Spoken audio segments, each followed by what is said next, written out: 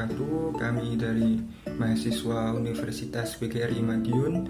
Video ini kami buat untuk memenuhi salah satu tugas dari mata kuliah Manajemen Pemasaran dengan dosen pengampu Bapak Ahmad Nurajis SPT MAK. Kami dari kelompok 10 yang beranggotakan 4 orang telah bekerja sama dalam menyusun tugas kelompok ini. Tanpa basa-basi, mari kita saksikan video presentasi dari kelompok kami. Di dalam materi pengukuran dan estimasi permintaan, terdapat dua pembahasan. Yang pertama adalah istilah dalam pengukuran permintaan pasar. Yang kedua adalah estimasi permintaan mendatang. Pertama, kita akan membahas tentang istilah dalam pengukuran permintaan pasar. Penyusunan perencanaan penjualan merupakan salah satu tugas dari riset pemasaran dalam rangka mengidentifikasi peluang pasar. Perusahaan harus mampu mengukur dan mengestimasikan jumlah, pertumbuhan, dan potensi keuntungan dari setiap peluang pasar. Saya akan menjelaskan beberapa istilah yang bisa digunakan dalam pengukuran permintaan pasar. Yang pertama yaitu permintaan pasar. Jumlah total yang akan dibeli kelompok konsumen tertentu dari kawasan tertentu selama periode waktu tertentu di bawah lingkungan pemasaran tertentu. Yang kedua yaitu indeks penetrasi pasar atau yang bisa disebut juga dengan rasio antara tingkat permintaan pasar yang sekarang terhadap tingkat permintaan potensial. Yang ketiga yaitu indeks pangsa penetrasi atau share penetration index, yaitu perbandingan antara pangsa pasar perusahaan yang sekarang terhadap pangsa pasar potensialnya. Indeks penetrasi rendah menunjukkan peluang besar bagi perusahaan untuk berkembang. Yang keempat, forecast pasar, yaitu permintaan pasar yang bersinggungan dengan tingkat pengeluaran pemasaran industri yang secara real akan terjadi. Yang kelima yaitu pasar potensial, yaitu batas maksimum dari permintaan pasar yang dapat terjadi. Pada batas maksimum ini konsumen menjadi jenuh dan tidak mungkin lagi ditingkatkan permintaannya. Selanjutnya yaitu yang keenam, permintaan perusahaan adalah pangsa pasar permintaan perusahaan yang dapat diperkirakan sebagai akibat dari tingkat upaya pemasaran yang dilakukan perusahaan pada periode waktu yang bersangkutan. Yang ketujuh yaitu forecast penjualan perusahaan, yaitu tingkat penjualan yang dapat diharapkan perusahaan yang didasarkan pada rencana pemasaran yang dapat dipilih dan lingkungan pemasaran yang diasumsikan. Yang kedelapan yaitu rencana penjualan, estimasi yang konservatif dari volume penjualan yang dapat diharapkan dan yang digunakan oleh perusahaan sebagai dasar untuk menyusun rencana pembelian kebutuhan produksi, jumlah produksi, dan keputusan tentang aliran kas. Selanjutnya yaitu estimasi permintaan mendatang. Estimasi permintaan merupakan kegiatan memperkirakan jumlah permintaan konsumen terhadap barang atau jasa di masa yang akan datang berdasarkan data atau keadaan masa lalu dan saat ini. Ramalan atau forecast adalah kegiatan yang bertujuan untuk meramalkan atau memprediksi segala hal yang terkait dengan produksi, penawaran, permintaan, dan penggunaan teknologi dalam sebuah industri atau usaha. Ramalan atau forecast memiliki peran penting sebagai pedoman pembuatan rencana penjualan. Rencana menggunakan forecast lebih baik dibanding tanpa forecast sama sekali. Cara yang dilakukan agar ramalan mendekati realita adalah memilih metode forecast yang paling sesuai permasalahannya. Faktor yang dipertimbangkan dalam pemilihan metode forecasting ada 6, yaitu yang pertama adalah sifat produk yang dijual, apakah untuk keperluan konsumsi atau akan diolah lagi.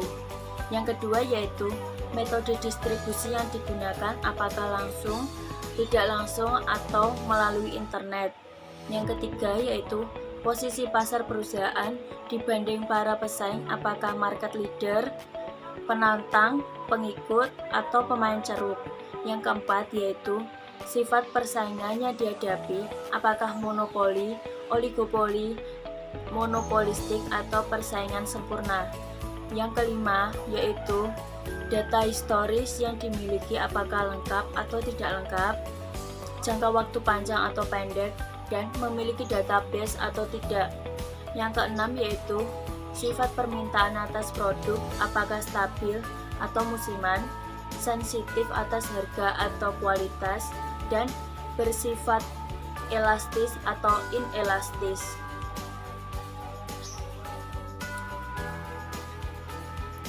Teknik forecasting yang digunakan dalam peramalan permintaan sebagai dasar untuk menyusun rencana penjualan ada 3, yaitu yang pertama adalah forecasting berdasarkan pendapat, yang kedua yaitu forecasting dengan perhitungan statistik, dan yang ketiga yaitu forecasting dengan teknik khusus analisis industri. Forecasting berdasarkan pendapat. Teknik forecast berdasarkan pendapat bersifat kualitatif, di mana sering digunakan untuk membuat ramalan penjualan maupun ramalan kondisi bisnis secara umum.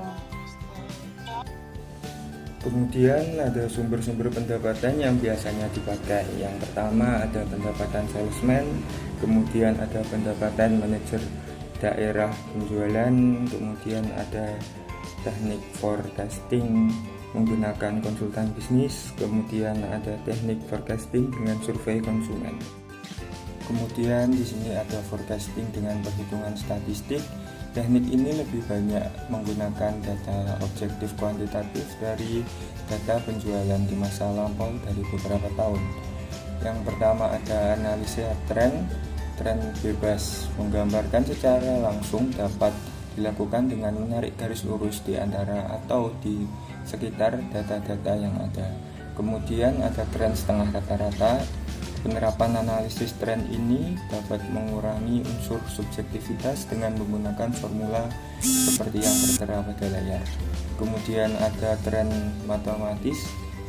Tren matematis ini dibagi menjadi 2. Yang pertama adalah analisa tren momen menggunakan formula seperti yang ada pada layar dengan persamaan seperti itu. Kemudian yang kedua ada analisis tren least square menggunakan asumsi sigma X sama dengan 0, formula Y sama dengan A plus BX dengan persamaan A sama dengan sigma Y kali dibagi N. Kemudian ada B sama dengan sigma XY dibagi sigma. Selanjutnya yaitu analisis pertumbuhan. Untuk membuat forecasting dengan menggunakan analisis growth mengacu pada formula PN sama dengan PD dalam kurung 1 ditambah I tutup kurung pangkat N. Keterangannya yaitu PN adalah volume penjualan tahun ke N, PD yaitu volume penjualan tahun dasar, N periode atau tahun, dan I adalah interest atau tingkat pertumbuhan penjualan. Lalu analisis regresi korelasi. Analisis ini mengenal 2 jenis variabel, yaitu variabel bebas atau independen X dan variabel tidak bebas dengan dependen Y, sehingga persamaannya adalah Y sama dengan F dalam kurung X dengan formula YP sama dengan A ditambah B dalam kurung X. Keterangannya adalah A sama dengan jumlah pasang observasi, B adalah koefisien regresi. Forecasting dengan teknik khusus analisis industri. Analisis ini beranggapan potensi penjualan perusahaan dipengaruhi oleh potensi penjualan industri, di mana perusahaan itu menjadi bagiannya. Potensi penjualan perusahaan dicerminkan oleh persentase market share. Market share sama dengan penjualan perusahaan dibagi penjualan industri dikali 100%. Sehingga potensi penjualan perusahaan untuk tahun yang akan datang sama dengan persentase market share. Dapat diambil dari market share tahun lalu atau market share yang dikehendaki tahun depan dikalikan dengan forecast penjualan industri untuk tahun depan. Forecast penjualan industri biasanya banyak ditampilkan pada majalah-majalah bisnis. Kesimpulan dari pembahasan mengenai mengukur dan meramal permintaan pasar, Maka dapat diambil kesimpulan jika mengukur permintaan pasar adalah volume total yang akan dibeli oleh kelompok pelanggan tertentu dalam wilayah geografis tertentu, dalam periode waktu tertentu, dalam lingkungan pemasaran tertentu di bawah program pemasaran tertentu. Peramalan permintaan merupakan usaha untuk mengetahui jumlah produk atau sekelompok produk di masa yang akan datang dalam kendala satu set kondisi tertentu. Terdapat dua macam metode peramalan permintaan yang biasa dilakukan, yaitu 1. Metode kualitatif dengan menggunakan A. Teknik pengumpulan opini, B. Teknik survei konsumen, C. Teknik konsultan bisnis. Yang kedua yaitu menggunakan metode kuantitatif dengan A.